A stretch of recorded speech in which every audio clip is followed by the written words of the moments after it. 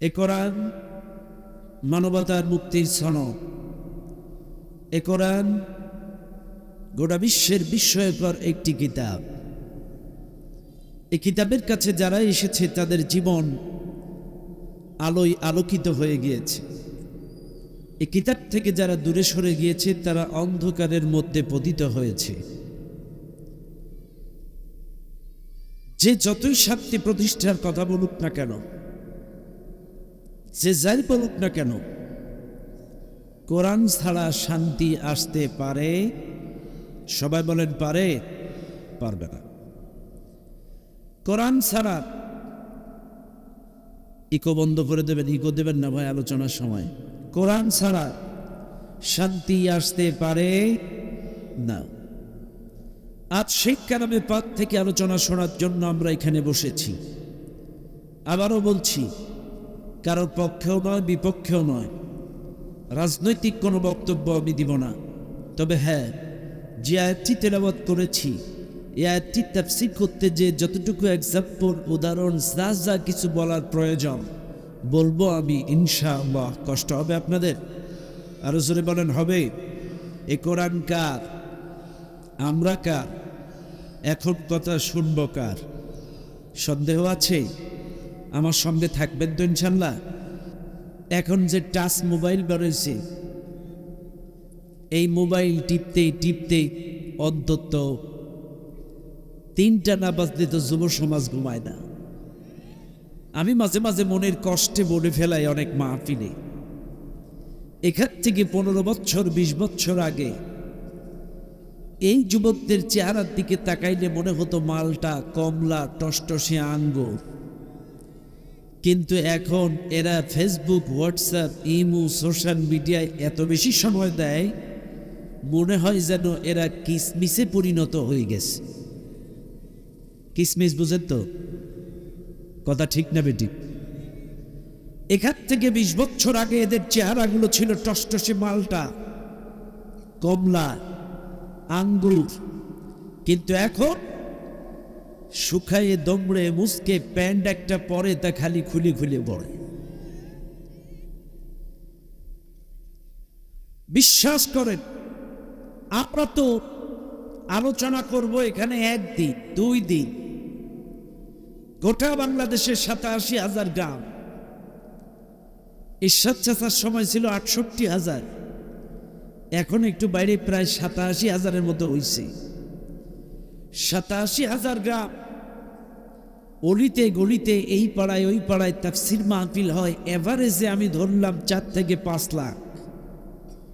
আপনার আমার নিকটবর্তী আপনার গ্রামে যে মসজিদটা আছে, এই মসজিদে জুমার নামাজ হয় বছরে 51 বা 52টা জুম্মা। তাহলে 52টা জুম্মা, 4-5 লাখ মাহফিল। এভারেজে 5 লাখ আমরা বার মানুষকে আহ্বান করি আল্লাহর পথে, রবের পথে, মালিকের দিকে।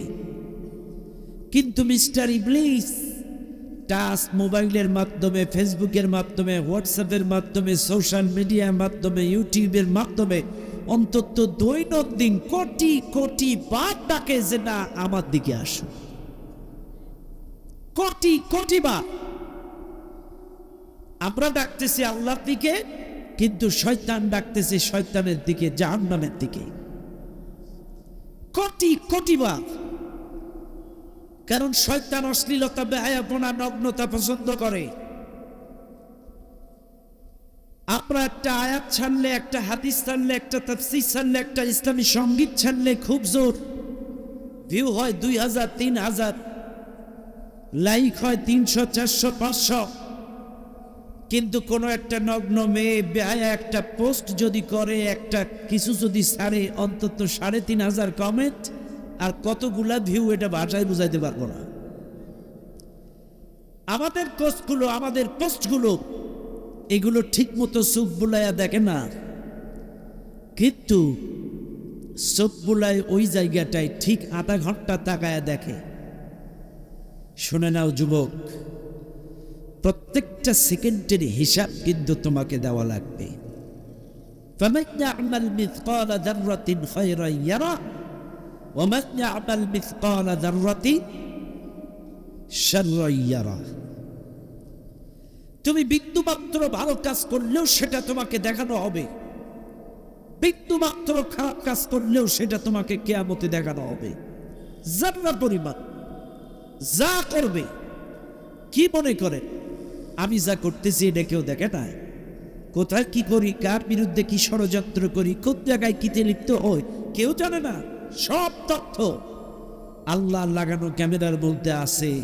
আল্লাহর দুই ফেরেশতা লিপিবদ্ধ করছে এবং প্রত্যেকটা অঙ্গ প্রত্যঙ্গ কিয়ামতের কঠিন মুসিবতের ময়দানে আল্লাহ সামনে সব হিসাব দিয়ে নেবে।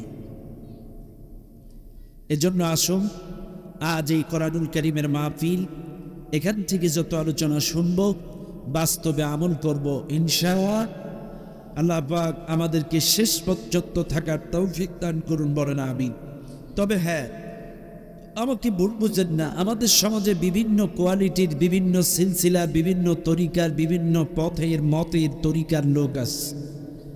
কিছুক্ষণ বসে ভাব লক্ষণ দেখার চেষ্টা করে, ওয়াত যদি আমার তরিকার, আমার কায়দার, আমার সিলসিলার, আমার মতো না হয়, সুরসুর করে নাক গোটায় উঠে চলে যাবে। পরের দিন চায়ের দোকানে টকশোতে বলবে ওয়াজ হয়েছে। যতই কোরআন হাদিস দিয়ে কথা বলেন, ওনার তরিকা মোতাবেক হয়নি, ওনার সিলসিলা মোতাবেক হয়নি, ওনার কায়দার হয়নি, উনি নাক ছিটকায় চলে যাবে। কারণ ওনার তরিকার তো নির্দিষ্ট অল্প কটা আয়াত, ওনার সিলসিলার তো নির্দিষ্ট অল্প কটা আয়াত, কিন্তু উনি গোটা কোরআনটা বিশ্বাস করে। আসেন আমরা এই কোরআনুল কারীম থেকে আলোচনা চলে যাই। আমার সঙ্গে স্বতঃস্ফূর্তভাবে প্রাণ খুলে সবাই তেলাওয়াত করেন। আউযু বিল্লাহি মিনাশ শাইতানির রাজিম। বিসমিল্লাহির রাহমানির রাহিম। ইন্নাল্লাযীনা আমানু ওয়াল্লাযীনা হাজারু ওয়াজাহাদু ফী সাবিলিল্লাহ উলাইকা ইয়ারজুনা রাহমাতাল্লাহ ওয়াল্লাহু গফুরুর রহিম।